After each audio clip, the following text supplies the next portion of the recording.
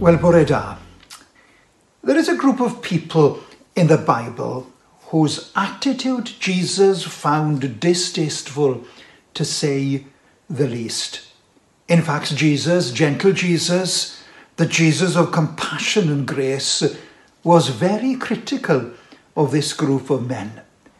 They were a very religious, strict, and pious group called the Pharisees. Let me give you one of the sentences that he said of them. He said, "Woe to you, teachers of the law and Pharisees, you hypocrites! You clean the outside of the cup and dish, but inside they are full of greed and self-indulgence." Well, who were these people? What we do know about them is that they were a proud and self-righteous bunch. It could be argued that much of the Pharisees' problem was spiritual pride. They were so blinded by their arrogance that they couldn't believe anyone who had been through their schooling and sat under their teaching could teach them anything. The name Pharisee comes from a Hebrew word meaning separate. The term was applied to this sect because of its extreme devotion to the Mosaic law and commitment to leading a separated life. This was a reaction of the devout Jews who came back to Jerusalem from Babylonian captivity and saw the pagan customs and influences of the Babylonians everywhere. Not only their religion, but their identity as a nation was being threatened. The Pharisees were patriots as well as religious zealots who in the beginning served a very needy function in the Jewish nation which was struggling for survival.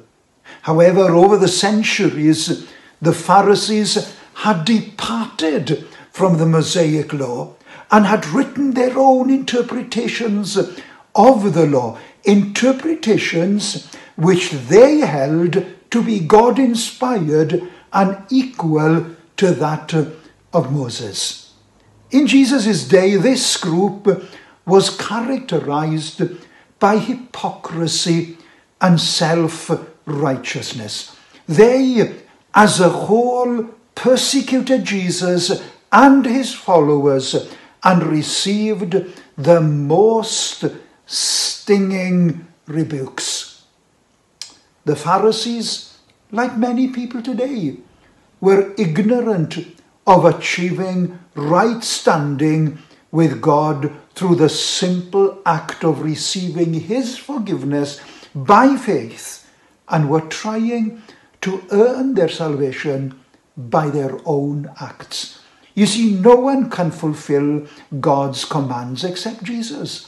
Therefore, to be righteous, we must put our faith in what he has done for us. It could be argued that as the centuries have rolled on, this Pharisaical attitude has crept into the church, and this can be seen in two forms. First, there have been those who have thought, like the Pharisees, that they, by observing certain rules and regulations, by their regular attendance at church or by their church membership, can somehow earn their salvation. It has been salvation by works.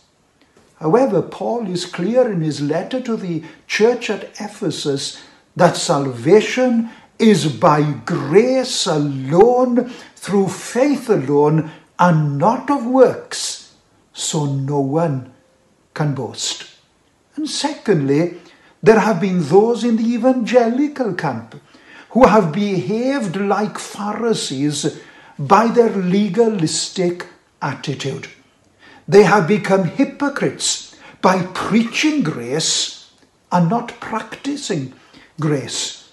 We say that we believe in sola scriptura, that is Scripture alone, in response to the Catholic teaching of the authority of church tradition, and yet we have sought to force our so-called Christian ways, which really are nothing more than tradition, on a younger generation.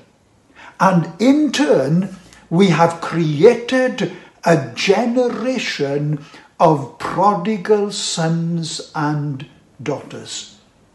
May God help us to rid our churches of any Pharisees in our midst and ensure that our churches always be a community of grace.